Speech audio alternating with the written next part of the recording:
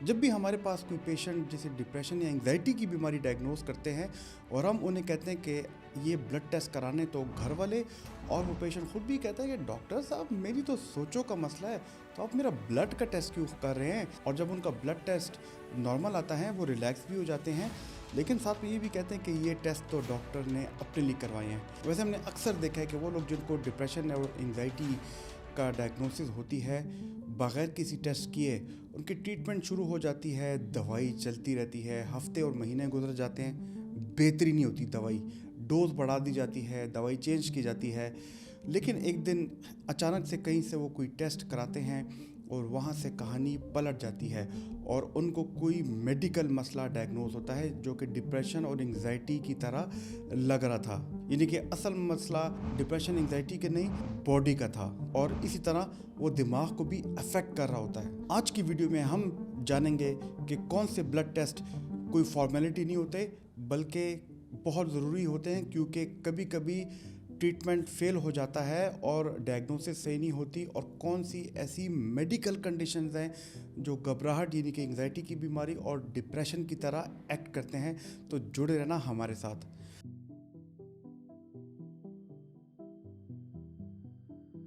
दोस्तों, मेरा नाम प्रोफेसर डॉक्टर अली मुफ्ती है। मैं एक साइकेट्रिस्ट हूँ और आज का इंतहाई इम्पॉर्टेंट सब्जेक्ट है, क्योंकि डॉक्टर्स के बारे में बहुत कहा जाता है कि ये ब्लड टेस्ट क्यों कराया गया, इसकी ज़रूरत नहीं थी। इसलिए आज हम इस मिथ को बस्ट करने की कोशिश करेंगे। आगे जाने से पहले आपसे गुजारिश है कि हमारे चैनल को लाइक और सब्सक्राइब ज़रूर कीजिएगा। कोई सवाल हो तो कमेंट में ज़रूर कर सकते हैं।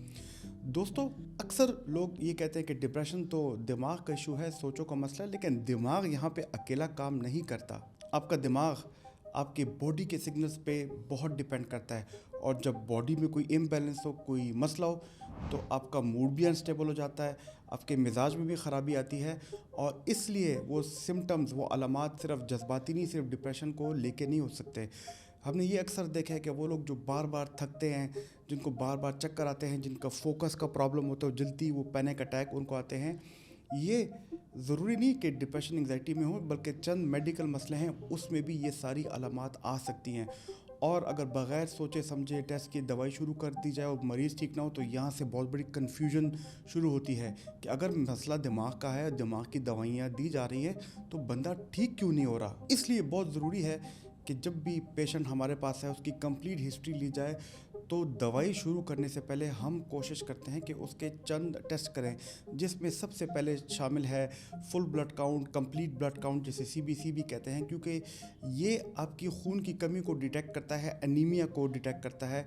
और एनीमिया में भी हमने देखा है कि लोगों की एनर्जी बहुत ज़्यादा कम हो जाती है और उनमें मूड का मसला भी रहता है और उनमें बार बार थकन भी रहती है, जो डिप्रेशन को बिल्कुल मिमिक कर सकती है, उसकी तरह लग सकती है। इसके अलावा हम ब्लड के आयरन लेवल्स को देखते हैं, सीरम फेरेटिन, और हमने ये बहुत देखा है कि वो लोग जिनमें आयरन की कमी हो तो उनमें भी बार बार थकन, फटीग और घबराहट की बीमारी आ सकती हैं। आपने अक्सर देखा होगा कि वो लोग जिनको डिप्रेशन की वजह से ब्रेन फॉग हो, उनको बार बार चिड़चिड़ापन हो, उनके अंदर जो नई मेमोरी बनाने की है वो यंग हो, वो ख़राब हो जाए, उनको डायरेक्ट एंटी डिप्रेशन दी जाए तो वो बेहतर नहीं होते, क्योंकि विटामिन B12 अगर कम हो तो बिल्कुल ये ऐसे लोगों में हो सकता है, उनमें ब्रेन फॉग आ सकती है। और उसके अलावा सबसे इम्पॉर्टेंट विटामिन D का टेस्ट, ये तो रिसर्च ने बार बार साबित कर दिया कि अगर आपकी विटामिन D कम है, डेफिशिएंट है, तो आपकी मोटिवेशन भी कम होगी, आपको ज़िंदगी में मज़ा भी नहीं आएगा। और सबसे बढ़ के ये कि आपके थायराइड के टेस्ट होते हैं, जैसे thyroid stimulating hormone TSH, T3, T4, ये बहुत ज़रूरी है, क्योंकि अगर आपको थायराइड के हार्मोन्स की कमी हो तो ये बिल्कुल डिप्रेशन जैसा लगता है। और अगर आपके बॉडी में हाइपरथायराइडिज्म हो, यानी कि अगर थायराइड के हार्मोन ज़्यादा हैं, तो ये बिल्कुल घबराहट और एंग्जाइटी की बीमारी जैसे लगते हैं, जैसे दिल की धड़कन तेज़ होना, बार बार पसीने आना, कपकपी, मैदे में ख़राबी, सर में दर्द और कंसंट्रेशन ख़राब हो। ये टेस्ट कराना बहुत ज़रूरी है। लेकिन अक्सर हमने उन लोगों को भी देखा है कि जिनके मिजाज में उतार चढ़ाव आए, कभी एकदम गुस्सा है, कभी चिड़चिड़ापन, और वो दवाई लेते ठीक नहीं होते, और बाद में जब उनका हम शुगर टेस्ट करते हैं, फास्टिंग ब्लड शुगर या HbA1c वो टेस्ट है जो कि आपके 3 महीने की शुगर को चेक करता है। तो पता चलता है कि इनको तो शुगर यानी कि डायबिटीज़ की बीमारी है, और जब शुगर अप एंड डाउन बड़ी जल्दी होता है, इसकी खुराक ठीक नहीं है, तो इस वजह से भी इनके मिजाज में उतार चढ़ाव आता है। दोस्तों याद रखिए कि ये टेस्ट जितने भी मैंने आपको बताए ये कोई डायग्नोज नहीं करते, लेकिन ये बैकग्राउंड नॉइज़ को क्लियर करते हैं, क्लैरिटी लाते हैं कि हमने जब ट्रीटमेंट स्टार्ट करना है तो ये मसले नहीं हैं, हम डायरेक्ट डिप्रेशन की या एंग्जाइटी की ट्रीटमेंट दिल खोल के उनको दे सकते हैं। लेकिन यहाँ पे एक नेचर सवाल आता है कि डॉक्टर साहब टेस्ट हो गए, दवाई शुरू की, तो दवाई के दौरान क्यों हम बार बार ब्लड टेस्ट करवाते हैं, और ये भी लोग कहते हैं कि तो डॉक्टर अपने लिए करवाते हैं। तो याद रखिए हर मरीज़ की बॉडी डिफरेंट होती है, और आप एक ही टैबलेट तकरीबन हर मरीज़ में दें, लेकिन हर शख्स में उसका रिस्पांस अलग होगा। इसलिए ये भी बहुत ज़रूरी है कि हम दवा देने से पहले और दवा शुरू करने के 1 महीने बाद और 3 महीने बाद लिवर के टेस्ट करते हैं, लिवर फंक्शन टेस्ट उन्हें कहते हैं, जिसको सीरम SGPT कहते हैं, वो भी कराना बहुत ज़रूरी है। क्योंकि याद रखिए जितनी एंटी डिप्रेसेंट्स हैं जैसे कि SSRIs, SNRIs, ये सारी दवा लिवर से प्रोसेस होती है। अगर आपने एंटी डिप्रेसेंट्स के बारे में एक मुकम्मल वीडियो देखनी तो ये वाला लिंक ज़रूर देखना, आपको ज़रूर फ़ायदा होगा। अच्छा देखिए, इसके साथ साथ ये इंपॉर्टेंट बात भी समझना ज़रूरी है कि हमारी ज़्यादातर दवाइयाँ हमारे गुर्दों से, किडनी से एक्सक्रीट होती हैं। तो यहाँ पे गुर्दों के लिए सीरम क्रेटानिन और यूरिया कराना भी बहुत ज़रूरी है, न सिर्फ दवाई देने से पहले बल्कि दवाई के दौरान भी, मॉनिटरिंग में भी, क्योंकि आपकी दवाई लॉन्ग टर्म होती है, 6 से 9 महीने होती है, और उस दौरान ये सारे टेस्ट कराना बहुत ज़रूरी हैं। और अगर आपकी किडनी वीक हो तो डोज को कम करनी पड़ती है, उसको एडजस्ट करना पड़ता है। और हम जब दवाई शुरू करने से पहले ये टेस्ट करते हैं, और दवाई शुरू करने के 1 महीने बाद और 3 महीने बाद इन टेस्ट को कंपेयर करते हैं, तो हमारे पास एक कंपैरिजन आता है कि क्या ये दवाई की वजह से तो प्रॉब्लम्स नहीं हो रहे।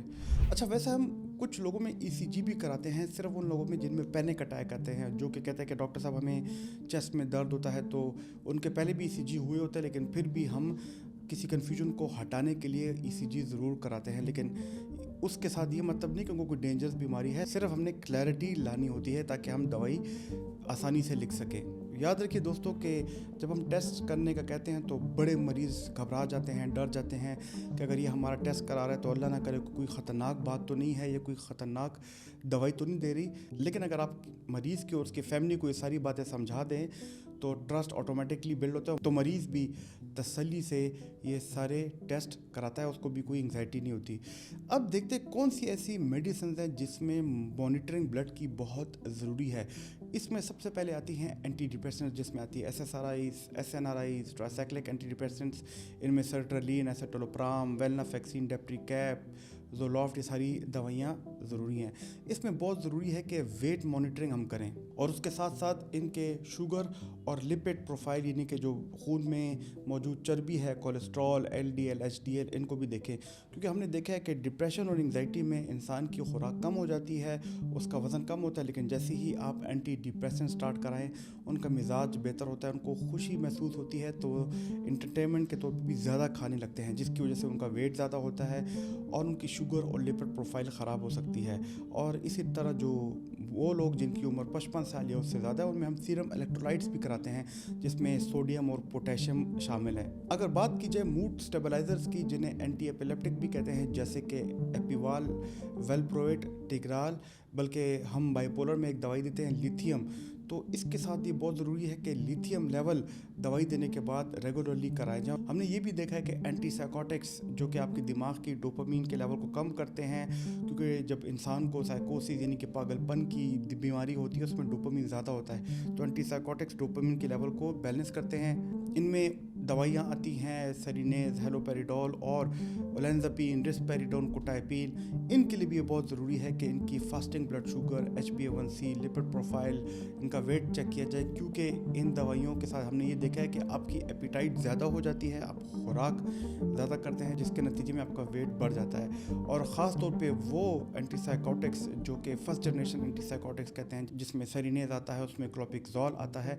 उनमें हम प्रोलैक्टिन लेवल बहुत ज़रूरी है कि हम वो करवाएं, क्योंकि जब ऐसे मरीज़ों में देखा गया कि उनका प्रोलैक्टिन लेवल ज़्यादा होता है तो उनमें थोड़ी सी बॉडी चेंजेस आती हैं, स्पेशली जो कि वो फीमेल जिनके बच्चे हुए होते हैं और वो उनको ब्रेस्ट फीड करा रही होती हैं तो अगर प्रोलैक्टिन लेवल ज़्यादा होगा तो उनकी ब्रेस्ट फीडिंग में उनको मुश्किलात होंगी, और अगर प्रोलैक्टिन लेवल ज़्यादा हो मेल्स में तो उनको सेक्सुअल प्रॉब्लम्स भी हो सकते हैं। याद रखिए कि दवाई खाने के दौरान ये टेस्ट हमें कराने पड़ते हैं क्योंकि डैमेज होने से पहले ही हमें पता चल जाए कि बॉडी में कोई चेंज तो नहीं आ रही। और यहाँ पे एक स्ट्रॉन्ग रियलाइजेशन भी होती है कि मॉनिटरिंग ब्लड के टेस्ट ये कोई ट्रीटमेंट के दुश्मन नहीं बल्कि प्रोटेक्टर है। सबसे इम्पॉर्टेंट बात, टेस्ट डॉक्टर्स के लिए होते हैं, वो पेशेंट को डराने के लिए नहीं होते, ताकि डॉक्टर के दिमाग में क्लैरिटी लाए। दोस्तों कैसे लगी आपको ये वाली वीडियो? अगर आपको ये वाली वीडियो पसंद आई है तो हमारी ये वाली वीडियो देखना जिसमें मैंने एंटी साइकोटिक्स के बारे में डिटेल से बात की है। मुझे उम्मीद है कि आपको इन वीडियो से फ़ायदा होगा, आपको साइकोलॉजिकल रेजिलियंस मिलेगी। हमें लाइक, सब्सक्राइब और कमेंट ज़रूर कीजिएगा। अल्लाह ताला आपका हामी नासिर और शुक्रिया।